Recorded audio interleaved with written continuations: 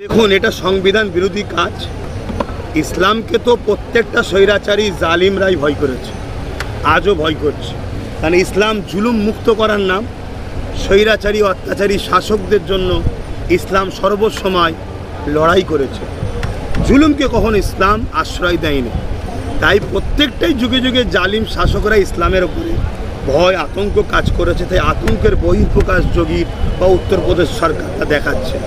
দ্বিতীয় নম্বর কথা, যাদেরকে বন্দি করেছে এটা সম্পূর্ণ সংবিধান বিরোধী একটা। অতএব যারা সংবিধান বিরোধী হয় তাদের বিরুদ্ধে আমাদের লড়াই। এটা একদিকে যেমন ধর্মীয় দায়িত্ব, সংবিধান প্রেমিক নাগরিক হিসাবে দায়িত্বতে আমাদের লড়াই চলছে, আগামীতেও চলবে। একেবারে ঐতিহাসিক বিষয় বলছিলেন, বারবার ইসলাম বিরোধী কথা বলছে, দেখতে কি বলবেন? ওকে মমতা ব্যানার্জি দিয়ে রেখেছে, তুই বল। ওকে দিয়ে রেখেছে, তুই বল, যাতে করে মুসলমানরা আমার কোলে থাকে। তোর এই ইসলাম বিরোধী বক্তব্যই মুসলমান যাতে আমাকে আপন মনে করে, আমার সাহারা ছাড়া অন্য সাহারা যেন নাই। কেন দ্বিতীয় মমতা ছাড়া এই রাজ্যে তো সরকারে আসার মতো বা যারা রয়েছে বিরোধী, অন্য কেউ তো সেরকম ক্ষমতা দেখাচ্ছে না। তাতে মমতার পাশে যাতে সবাই যায়, এজন্য অর্জুন সিংকে দিয়ে বলাচ্ছে মমতা ব্যানার্জি। না হয় ওকে তো বন্দি করা দরকার। ও তো সংবিধান বিরোধী কথা বলছে, ও তো সমাজে দাঙ্গা লাগাতে চাইছে। এরকম লোককে তো জেলের মধ্যে রাখা দরকার। মমতা করছে না কেন? আপনি একটি জাহান্নামে কুকুর বলেছিলেন, তার জন্য একেবারে একাধিক আলেম মাওলানা একেবারে ঝাঁপিয়ে পড়ে প্রতিবাদও জানিয়েছে। তিনি অর্জুন সিং একেবারে ইসলাম বিরোধী কথা বলছে, সেই বিষয়ে একেবারে কোনো আলেম মাওলানাকে প্রতিবাদ করতে দেখা যায়। দেখুন, আলেম উলামারা দুই শ্রেণীর ধরনের আছে। একদল কথা বলতে চায় কিন্তু মার্ডার হয়ে যাবার ভয়। যেমন দেখলেন না উত্তরপ্রদেশে বেচারি, সে কী বলে আফগান থেকে কারা এসেছে তাদেরকে দেখতে গেছে, অথচ এনেছে ভারত সরকার। তাদেরকে দেখতে গেছে, তার পরিবার দুটো বাচ্চাকে হত্যা করে দিল। তা আমার রাজ্যও তো কী বলে বারাইপুরে মসজিদের মধ্যে ঢুকে ইস্তেঞ্জা করলো, উলামার ঘর ভাঙতে গেল ইমামের। তো এরকম একদল মানুষ আছে যারা বলতে চায় কিন্তু ভয় তাদের, বলতে পারছে না। যেমন অনেকে আমার সাথে আসতে চায় প্রতিবাদ, কিন্তু আসতে পারছে না। তাদের মধ্যে থেকে যারা ঠিক করেছে ধর যাহাই হবে চল আল্লাহ জান দি চাল, তারা এগিয়ে এগিয়ে আসছে, আগামীতে আরও আসবে ইনশাল্লাহ। একটা শ্রেণী। আর এক শ্রেণী হলো যারা দুনিয়ায় এলেম অর্জন করেছে ঠিকই, কিন্তু তাগদি শক্তির কাছে অর্থের লোভে বিক্রি হয়ে গেছে। যাদেরকে হুজুর পাক সাল্লাল্লাহু আলাইহি ওয়াসাল্লাম বলেছেন আসমানের নিচে জমিনের উপরে সবথেকে নিকৃষ্ট তারা। ভাইজান, শুধু অর্জুন সিং বলে নয়, এই রাজ্য সরকারকেও অনেকেই বলছে, রাজ্য সরকারের যা এমএলএ এমপি আছে অনেকেই বলছে যে মমতা মুখ্যমন্ত্রী আল্লাহ এবং একটা একেবারে ভাঙড়ের নেতাকে বলছে যে গরিবের আল্লাহ। ভাই, তুমি কোন মিডিয়া আমি জানি না, জানতে চাই না, তোমাকে টার্গেট করবে, কিন্তু তোমাকে ধন্যবাদ জানাই যে তুমি এই প্রশ্নটা করেছো। এটাই তো দুঃখ। আমরা উত্তরপ্রদেশে কিছু হলে আন্দোলন হয় কলকাতায়, কী বলে কিছু হলে আন্দোলন হয় কলকাতায়, প্যারিসে কিছু হলে আন্দোলন হয় কলকাতায়। কিন্তু আমার রাজ্যে যখন আল্লাহর সঙ্গে একটা চোরকে তুলনা করা হয়, আমি চ্যালেঞ্জ করছি, চোরেদের সর্দার তাকে তুলনা করা হয়, তখন কিন্তু আমার রাজ্যে কেউ উলামারা মুখ খোলে না, কলকাতা আন্দোলন করে না। অবিলম্বে এই কথাকে উইড্র করতে হবে, বা যাকে বলেছে সে যেন বাইট দেয় যেটা ভুল বলেছে। চুপ থাকা মানে তো সাপোর্ট করা। কিন্তু দুঃখের বিষয়, এটা তো বড় লজ্জা। তবে আহলে সুন্নাত ওয়াল জামাত কিন্তু বলে, আজকের এই মেম্বার থেকে প্রতিবাদ করেছে। আজকে আগামী দিন আমরা 1-1.5 সপ্তাহের মধ্যে ঘোষণা দিয়েছি, এই আল্লাহ বলল এর বিরুদ্ধে বিরাট বড় একটা প্রতিবাদ সভা আমরা করবো ইনশাআল্লাহ। আপনি মুখ্যমন্ত্রী মমতা ব্যানার্জির নামে এইসব কথা বলছেন, কিন্তু ক্যানিংপুরের সওগাত মোল্লা বলেছে আমার বাপ মাকে গাল দিলে আমি কিছু বলবো না, কিন্তু মায়ের মতন মমতাকে গাল দিলে আমি তার জেলের ভাত খাবো। আপনি বলছেন, আল্লাহ নবী বলছে মা হলো জান্নাত, বাপ হলো জান্নাতের দরজা। যে মা বাপকে সম্মান করে না সেরকম লোকের উত্তর দিয়ে আমি পছন্দ করি না। বল, এবারে একেবারে সাংবাদিকদের মারা ইন্ধন দিচ্ছে সওগাত মোল্লা। কোনো জায়গায় সংবাদ মাধ্যম কিছু হলে ওর নাম ধরে আপনারা ডায়েরি করবেন, তারপরে আন্দোলন করব আমরা সাংবাদিকদের হয়ে।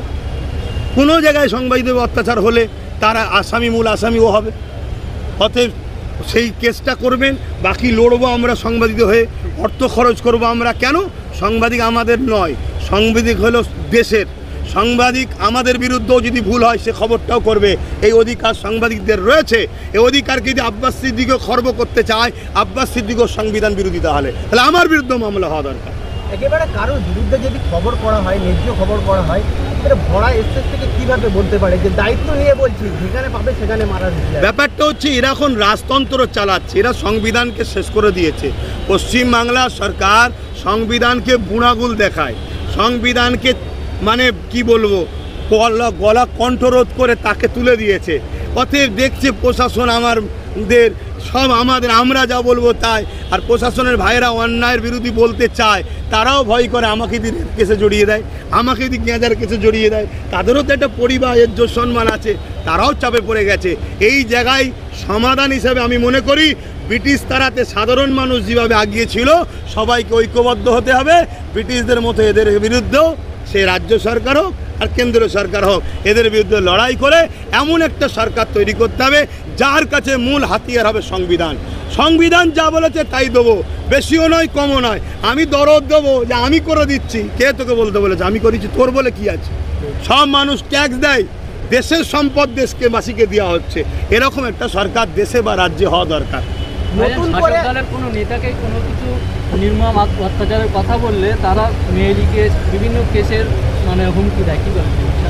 ও সেটাই তো বলছি, এরা সমাজে আজকে মানবরূপী পশু থেকেও নিকৃষ্ট হয়ে গেছে। এরা সেই জিহালাত যুগ, সেই মধ্যযুগের যে বর্বরতা সেই দিকে এরা চলে গেছে। এরা মনে করছে আমরা ক্ষমতায় আছি, আমরা কোনোদিন শেষ হব না। এরা জানে না নেপালে কি হচ্ছে, বাংলাদেশে কি হচ্ছে, অন্য জায়গায় কি হচ্ছে। পাবলিক একটা দিন ধৈর্য ধরবে, যখন পাবলিক বুঝবে যে আমার দেশ শেষ হয়ে যাচ্ছে, রাজ্য শেষ হয়ে যাচ্ছে, তখন দেশ রাজ্য তো সবার আগে না, তখন পাবলিক বুঝিয়ে দেবে। ভাইজান নতুন করে আপনার ভিডিও আবার কাটিং করে একেবারে ভরা মঞ্চে মাইকে শোনানো হচ্ছে, ভালো তো, আমার প্রচার হচ্ছে তো। কেন মানুষ অত বোকা নয়, সবার হাতে অ্যান্ড্রয়েড মোবাইল। এখন গুগলে সার্চ করো, ইউটিউবে সার্চ করো, সঙ্গে সঙ্গে পুরো বক্তব্য চলে আসবে। কেউ কাটিং বক্তব্য শুনে মানবে আজকাল মানুষ আছে বলে আমার মনে হয় না। সবাই পুরোটা দেখার শখ করবে, আর পুরোটাই যখন দেখতে যাবে, যেমন মুহাম্মদ সাল্লামের বক্তব্য শুনে আবু জেহেল চেয়েছিল অপমান করব, মিথ্যা প্রচার করেছিল, আর যখন তারা নিজে গিয়ে শুনেছে মোহাম্মদ রসুলের দিবানা হয়েছে। আমি তো শুধুমাত্র মানুষ একটা, মুখ একটা, কিন্তু আমার লক্ষ্য তো মোহাম্মদ রসুলের বাণী মানুষকে শোনানো। আর মোহাম্মদ রসুল এসেছে মানুষ্য জাতিকে অন্যায় জুলুম থেকে মুক্ত করে ইনসাফ ইনসানিয়াত প্রতিষ্ঠিত করতে।